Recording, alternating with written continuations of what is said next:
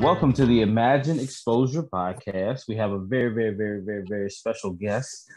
This is my aunt Delphine Glover. She is a prolific hairdresser, prolific cosmetologist, excuse me.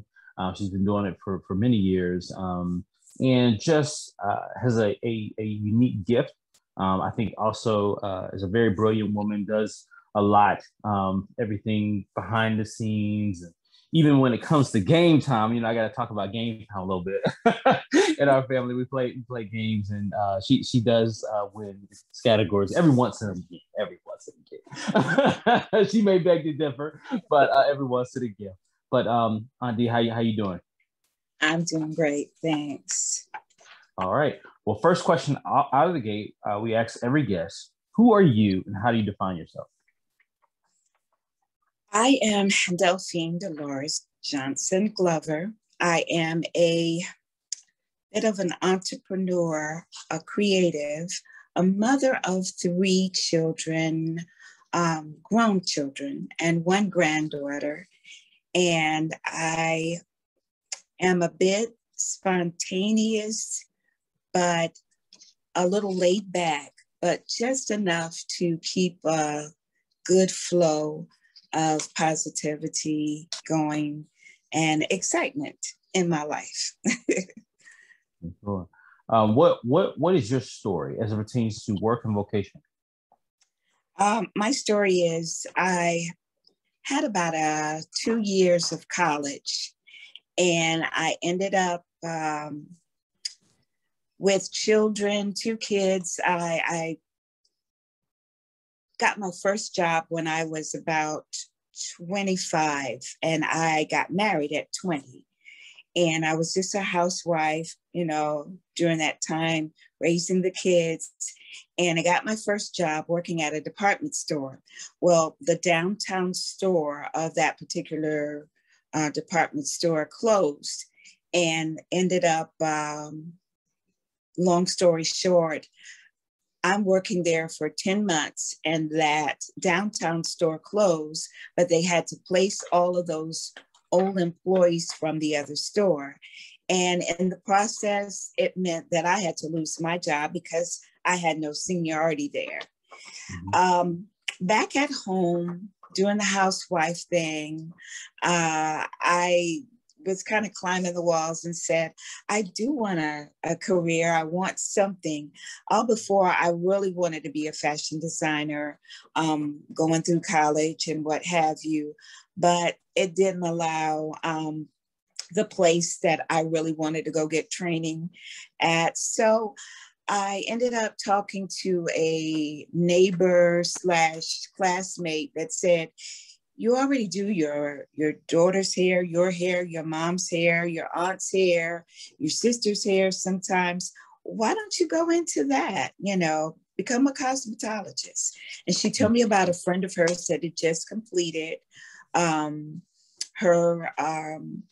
term at that school. And she said, it was a pretty good place to go, kind of new. And I checked into it, saw where I can end up paying for it myself after I got out of school.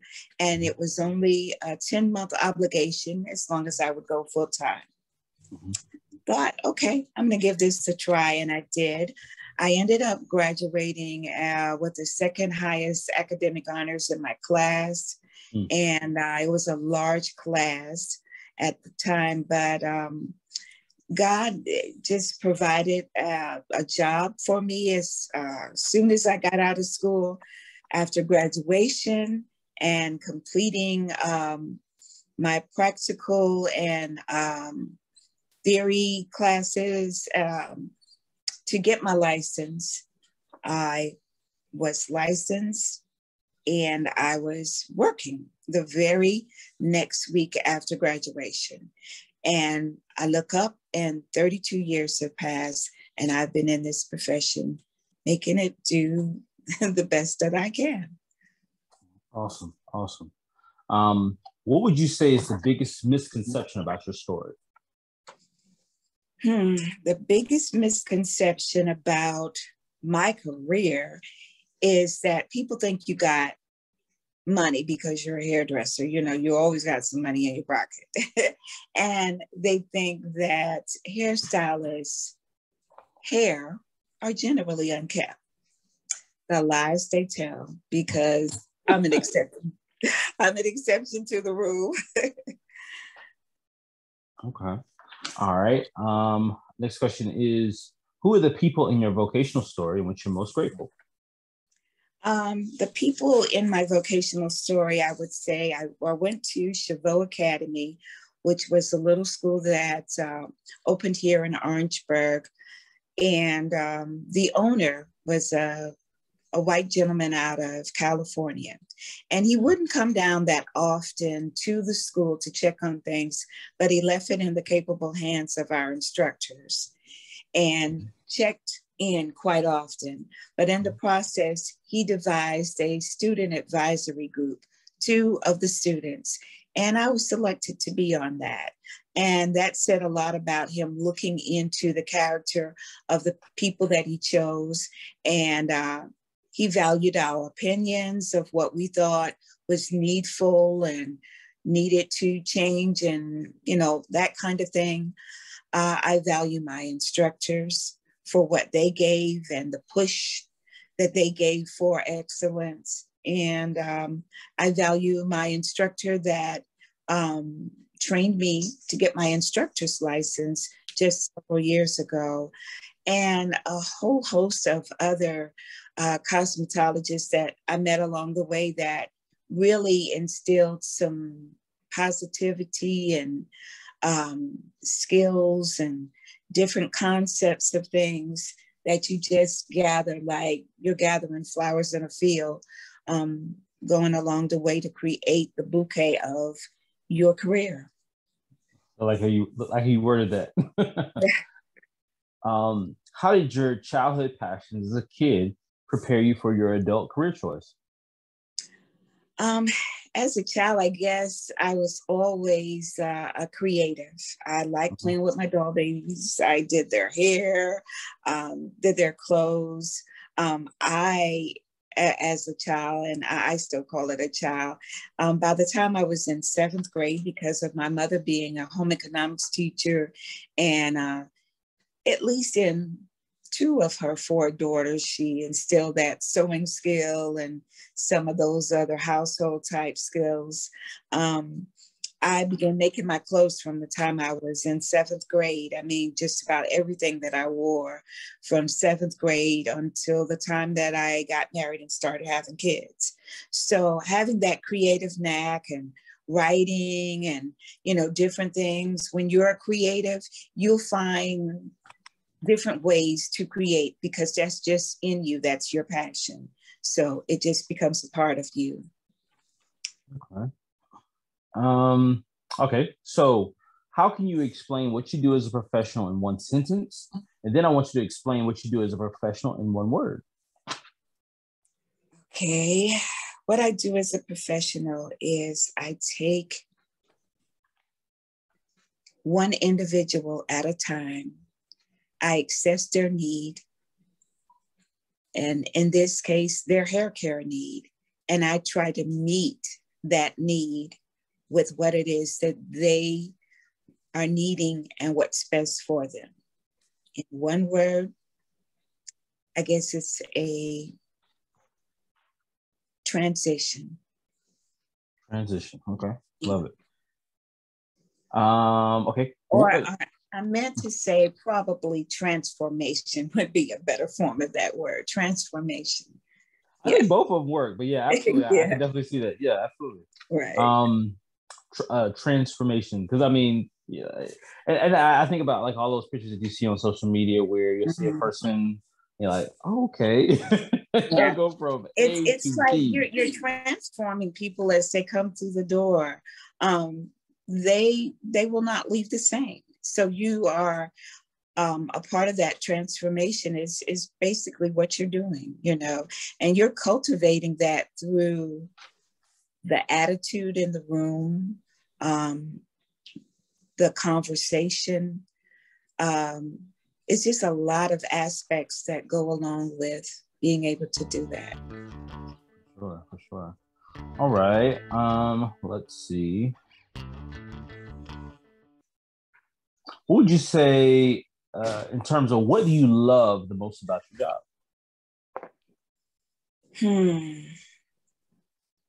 What do I love most about it? Being able to see that person come in the room, they're a bit tired. Maybe it's been a hard work day. They're a little stressed. They're not too happy about their hair. That's why they made an appointment. And to see them leave out feeling better as well as looking better. You get to transform more than one aspect of that person. And so I love being able to see that happen before my eyes. That's great. What would you say is the biggest challenge in your work? Just the mere fact that you're not going to make everybody happy or pleased. But if you know your craft, if you can explain why some things happen that may not be pleasing or wonderful, or, the way that they want it to, when you can explain and define what's going on while you're, doing the work that you're doing, then that takes a lot of the stress of not being able to make everybody happy and satisfied with their result, because sometimes the result is due to some other issues that you have to be able to explain and to let them know, sometimes things are beyond our control, but we do the best we can with what we have. Okay.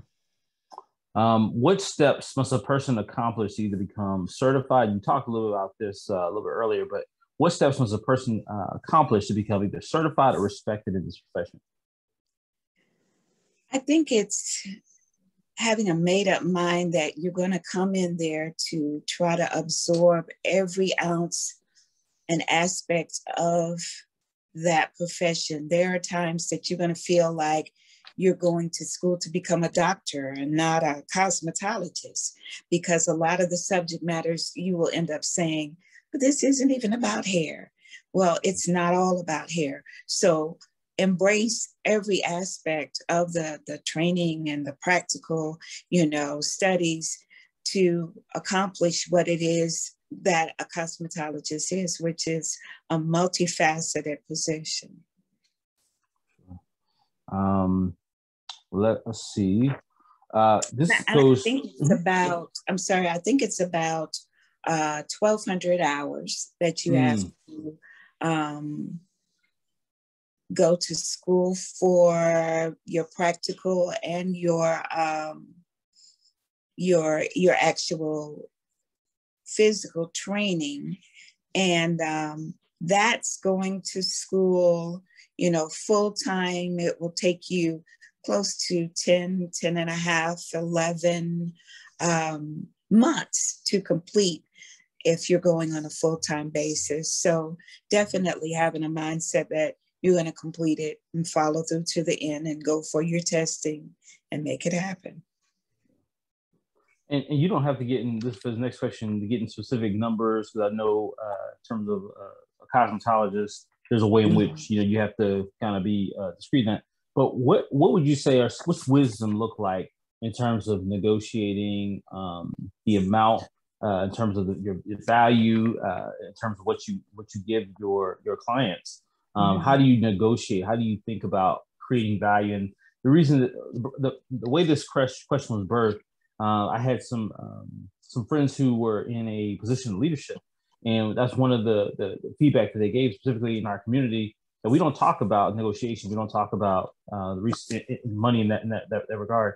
And so what wisdom would you give to the cosmetologist that's looking to negotiate how much they should charge? Right.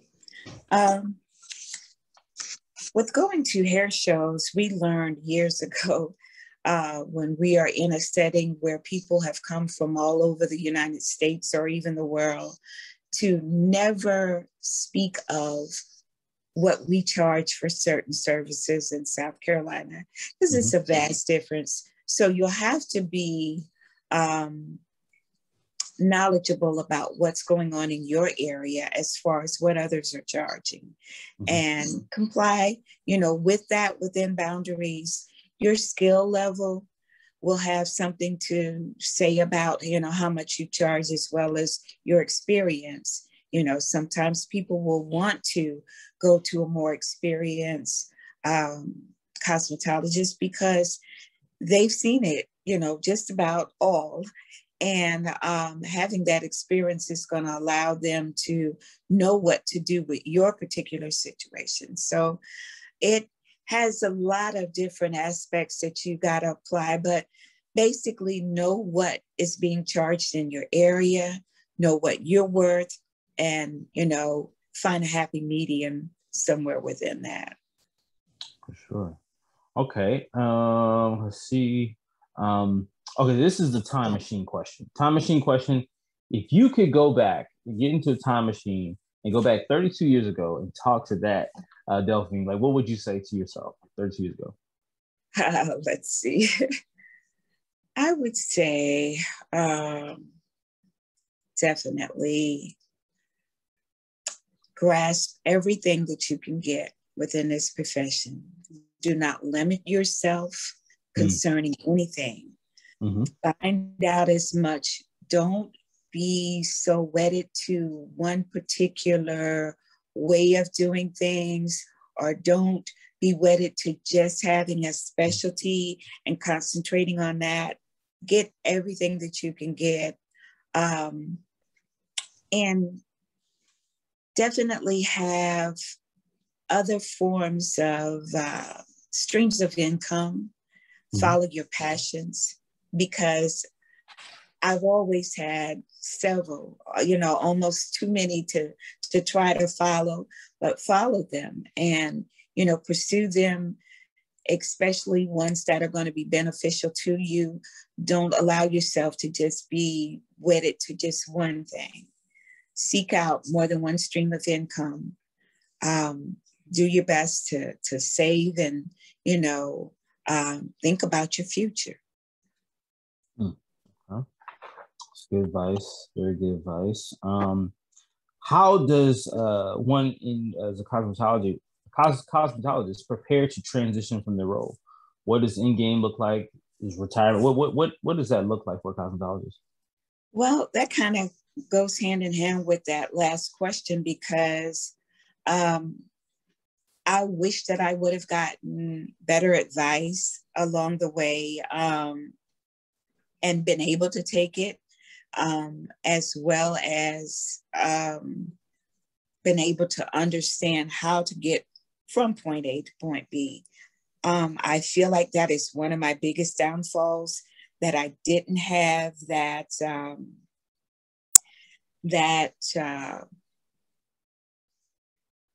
guidance as to how to prepare more for the end game. And I would definitely say that it involves having a plan, saving towards it, investing in yourself in more than one thing, apply along the way other aspects of being able to have more than one stream of income, and, consider the future in every aspect of the way, realizing that this has got to end at some point. So you've got to have a game plan to get there. Okay. For the next one, we do just a countdown. Now, of course, there's no way that we can encapsulate all that you do in a few steps, right? But what would you say are some principles, or if you could give a checklist or a countdown of how to take in your career path? Like, what would be your countdown? What does that look like? Okay. Cultivating a countdown, I would say, number one, there's an old saying that says, a hairstylist is the most creative job in the world. And it came pretty much from this little cup that I got probably at a hair show many, many years ago. And it says this: it includes tact, style, diplomacy, creativity, fashion, stamina, energy, marriage counseling, psychology, designing, taste. Anyone can handle all of this is someone very special. And that's what this cup says. And that kind of defines a cosmetologist. That's number one. Number two, it's okay to have an area that you specialize in, but make sure that you are comfortably familiar with all aspects of the industry, because you never know who's going to walk through that door with a need from you. Number three, study your craft and extend yourself above the average, both in knowledge and in skill. Mm-hmm. Awesome. That encapsulates a lot. There's a whole lot in that, and we definitely want to put that up there online so people can check out your countdown, Cultivate countdown. So the last thought, if you will, is what is one motivational quote that comes from you? What is something that is unique to you? Probably something you always say. So we're going to put it on underneath your picture when we put it out there. What is one quote that comes from you? I would say, let your passion be your motivation, because when it's absent, then it's just a job. That's so profound. as I was a bar. That was great. That was awesome. So is there any way that if someone is watching this video, a prospective client, how can they reach out to you? How can they connect with you? What does that look like? That can be done through, if you'd like to call my number, it's good to sometimes text, because we're often getting phone calls from crazy places that are unwelcome. So you never know when it's a new client or when it's, one of those media type calls. But definitely you can reach out to me through my cell number, which is 803-347-4894, or my email address, which is ddjglover@aol.com. And I will definitely welcome any questions or anything I can help with, any information, any connections to, something or someone else. I welcome that. All right. Well, thank you so very, very much for sharing your knowledge, your wisdom, and your insight. I really appreciate you. Thank you. And I wish you the grace to cultivate in your efforts to, go forward with your plans. For sure. Thank you. We have a good night. Good night.